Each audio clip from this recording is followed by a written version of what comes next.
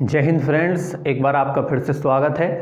और आज के इस वीडियो में हम लोग इंग्लिश ग्रामर की जो सीरीज़ चल रही है उसका अगला वीडियो देखने वाले हैं। आज हम पढ़ने वाले हैं आपके लिए कुड।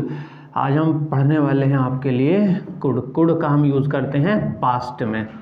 ठीक है जी, बहुत सिंपल है। कल हमने आपको कैन पढ़ाया था, आज हम आपको पढ़ा रहे हैं कुड। ये बिल्कुल कैन के जैसा ही है। कैन हम प्रेजेंट में यूज़ करते थे, कुड जो है हम पास्ट में यूज़ करेंगे। और इसकी हिंदी में जो पहचान होगी वो ऐसे ही होगी, सकता था।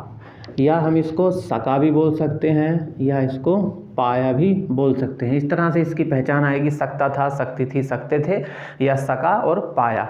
अब कैसे कैसे आएगा वो हम सेंटेंस जब पढ़ेंगे तो हम उस पर काम कर लेंगे। तो बड़ा आसान है और कुछ भी नहीं है। अब मेरे लिखने से पहले ही समझ जाइए कि मैं कितने रूल लिखने वाला हूँ। इसके 4 रूल लिखने वाला हूँ। अब कैसे बनाए जाते हैं 4 रूल, पिछली सारी वीडियोज़ में मैं लगभग हर वीडियो में ये बात बोलता हूँ, कवर करने की कोशिश करता हूँ।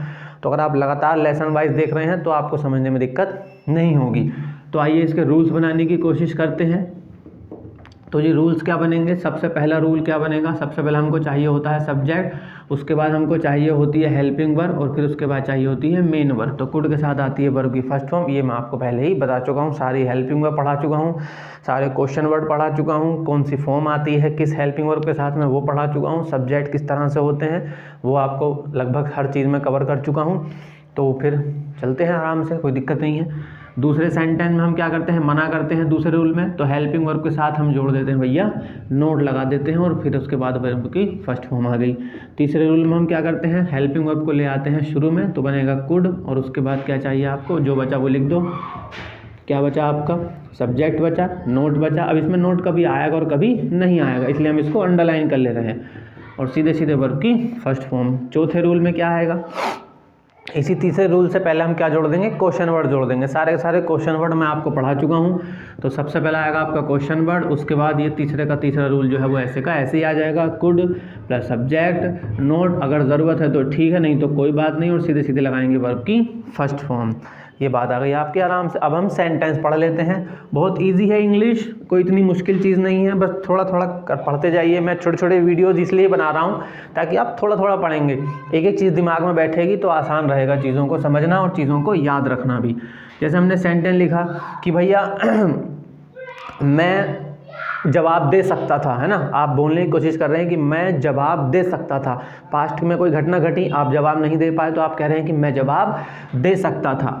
ये आपने सेंटेंस बोला कि भैया मैं जवाब दे सकता था। ये सेंटेंस है, मैं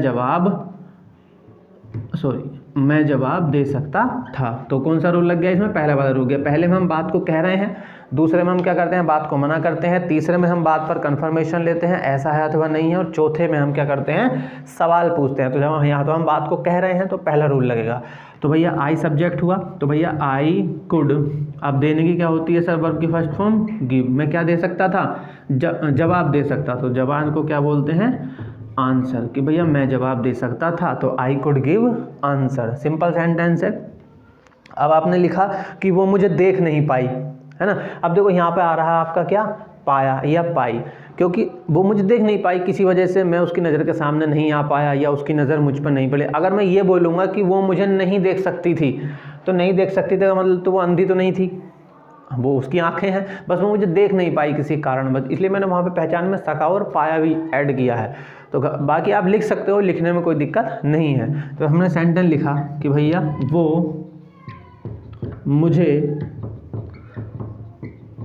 देख नहीं पाई, है जी। लड़की के बारे में बात चल रही है कि भैया वो मुझे नहीं देख पाई। बात क्या कर रहे हैं, मना कर रहे हैं, तो रूल लगेगा आपका दूसरा। ये पहला सेंटेंस हो गया।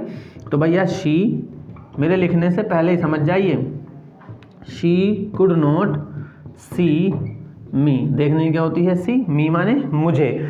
जब किसी सब्जेक्ट को हम लास्ट में यूज़ करते हैं तो उस सब्जेक्ट की जगह हम उसका ऑब्जेक्ट यूज़ करते हैं। लास्ट में मैं यूज़ हो रहा हूँ आई, तो आई की जगह क्या है, उसका ऑब्जेक्ट आया। तो भैया शी कुड नॉट सी मी, वो मुझे नहीं देख पाई।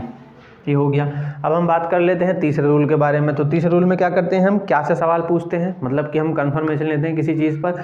जैसे मैंने लिखा कि हमने पूछा कि क्या तुम्हारी सिस्टर मेरे भाई से शादी कर सकती थी। ये सेंटेंस है, बड़ा अच्छा सेंटेंस है, लिख के कोशिश करते हैं कि भैया क्या, थोड़ा सा बड़ा सेंटेंस है लेकिन आसान है, क्या तुम्हारी सिस्टर मेरे भाई से, क्या तुम्हारी सिस्टर मेरे भाई से शादी कर सकती थी, है जी, बहुत आसान है। तो इसका आंसर क्या बनेगा कि भैया कुड, तो कुड, और तुम्हारी सिस्टर का मतलब क्या हो गया भैया जी, योर सिस्टर, तो कुड योर सिस्टर। अब नोट तो है नहीं, सीधे सीधे वर्ब की फर्स्ट फॉर्म, तो भैया गेट मैरी, गेट मैरी का मतलब होता है शादी करना। किससे कर सकती थी, मेरे भाई के साथ में, तो भैया विद माई ब्रदर, क्या तुम्हारी सिस्टर मेरे भाई से शादी कर सकती थी, तो could your sister gate Mary with my brother, क्या तुम्हारी बहन मेरे भाई से शादी कर सकती थी। हमने इसमें नोट का यूज़ नहीं किया है, तो हमने नोट नहीं लगाया क्योंकि सेंटेंस में नोट नहीं था। अगर आप चाहते हैं तो मैं नोट वाला सेंटेंस भी लिख देता हूँ। जैसे मैंने लिखा कि क्या वे यहाँ नहीं आ सकते थे, क्या वे यहाँ नहीं आ सकते थे। बहुत सिंपल सेंटेंस है जी। तो सबसे पहले हम क्या यूज़ करेंगे, कुड हेल्पिंग वर्ब। अब सब्जेक्ट क्या होगा, वे मतलब कौन। अब देखिए हमारी इमेजिनेशन है, वे में हम किसको यूज़ करते हैं, बहुत सारे लोगों के बारे में बात करते हैं। तो जब बहुत सारे लोगों के बारे में बात होती है तो हम किसका यूज़ करते हैं, दे का यूज़ करते हैं सब्जेक्ट के रूप में।